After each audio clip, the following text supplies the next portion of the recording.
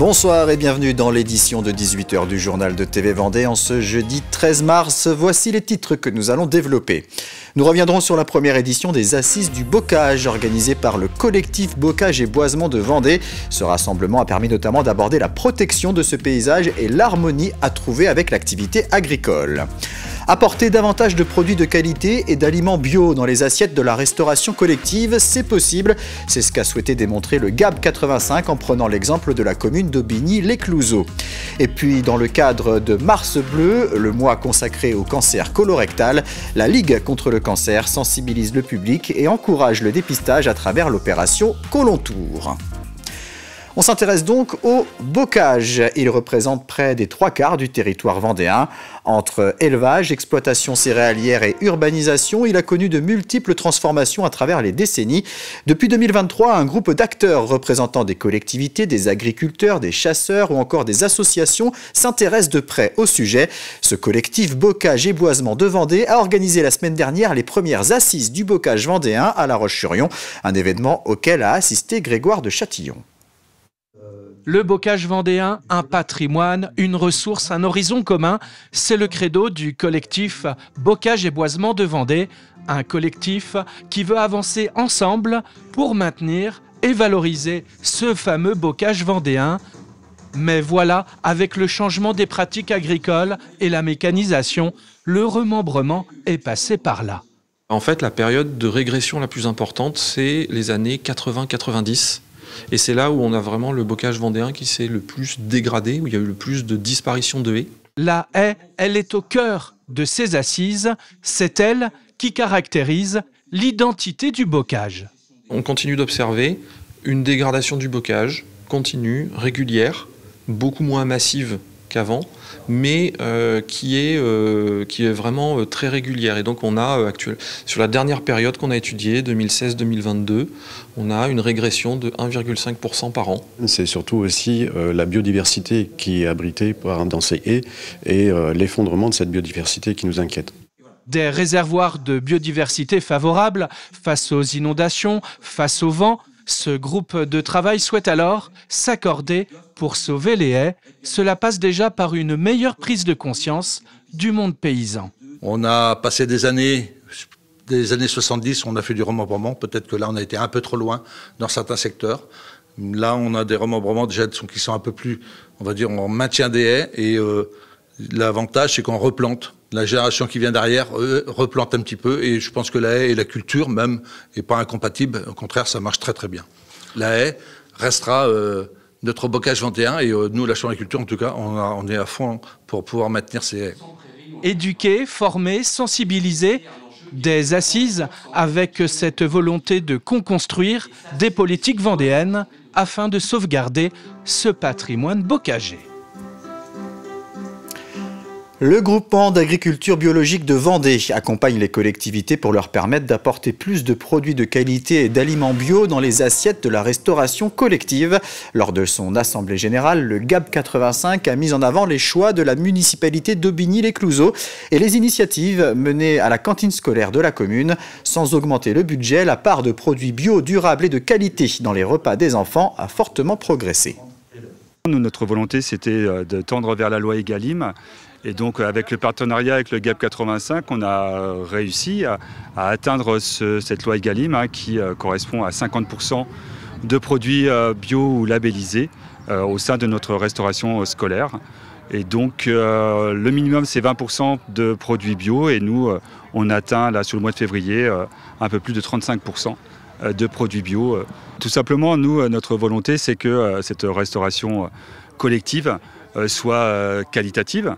Et donc, à ce titre, on respecte la loi Egalim et le bio fait partie des produits qui sont sains et qui, destinés à des enfants, permet également d'avoir une éducation au goût, au bon goût des produits qui sont en plus locaux pour la plupart. Donc ça, c'était vraiment notre objectif politique et on l'a atteint.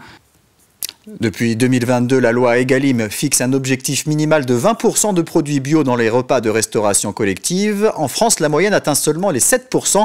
Le GAB 85 souhaite davantage de contrôle pour que la loi soit respectée. Il lutte également contre les idées reçues au sujet du coût financier de l'alimentation biologique.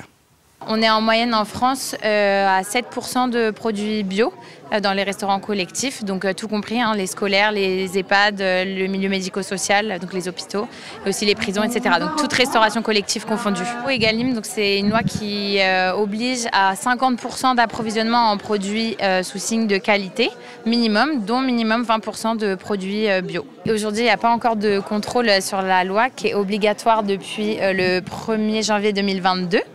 Et donc voilà, on est peut-être aussi en attente d'un meilleur suivi, mais aussi de donner les moyens aux cantines d'atteindre ces objectifs. Le produit bio fait peur, on pense que c'est cher. Aubigny et les Clouzot nous ont démontré que, en fait, en travaillant sur divers sujets, hein, que ce soit le gaspillage, les quantités de viande, enfin voilà, il y a plein de thématiques à travailler et ils nous ont prouvé que, en fait, sans augmenter le budget, ils ont réussi à mettre 45% de produits bio. Le lycée de Lattre de Tassigny à La Roche-sur-Yon poursuit son projet d'échange Erasmus+, avec un établissement situé en Irlande.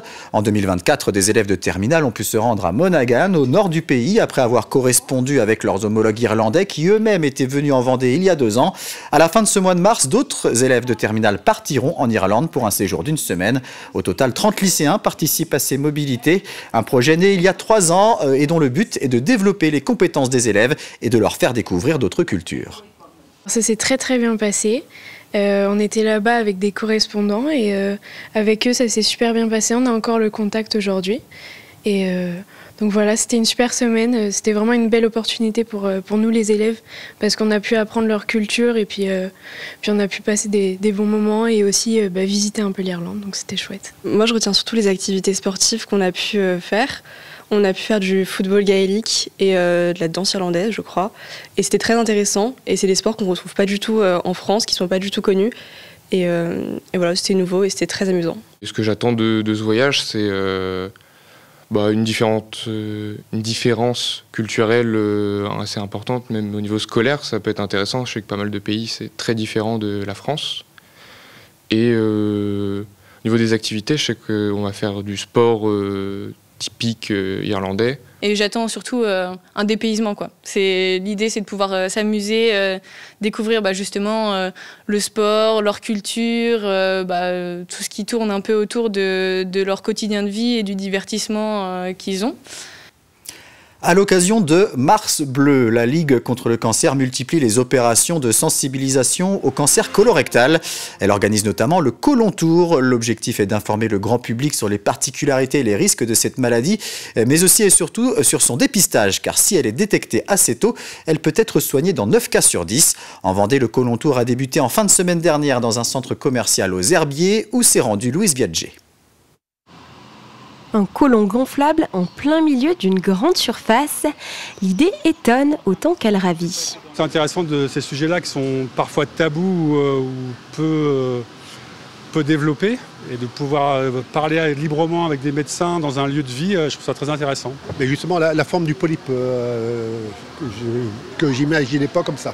Donc ça m'a rassuré un peu. À l'intérieur du côlon, on peut voir toutes les lésions possibles. À l'extérieur, des infirmières et des médecins répondent aux questions des patients. 2 tablettes sont aussi mises à disposition pour auto-évaluer son niveau de risque. S'il y a des antécédents, donc on met aucun, comme ça on est dans le dépistage. Voilà, et par exemple, j'ai un parent du 1er degré qui a déjà eu un cancer. Effectivement, il y a une vidéo qui nous explique que notre risque il est un petit peu plus élevé. Le cancer colorectal est le 3e cancer le plus fréquent et le 2e le plus meurtrier. Il est important de se faire dépister, surtout entre 50 et 74 ans, tous les 2 ans. Un sujet qui suscite beaucoup d'interrogations. Des gens qui posent des questions soit sur le dépistage en lui-même ou même sur le après le dépistage, comment ça se passe. Ils ont souvent peur en fait du dépistage, soit peur du résultat, soit ils ne savent pas comment le faire, etc. Donc c'est l'objectif aussi aujourd'hui de rappeler pourquoi on le fait, qu'on recherche vraiment du sang dans les selles et pas un cancer pour juste éviter les cancers. Et on leur remontre comment faire le dépistage de manière vraiment pratique. Et éventuellement, on remet les kits de dépistage aux personnes intéressées.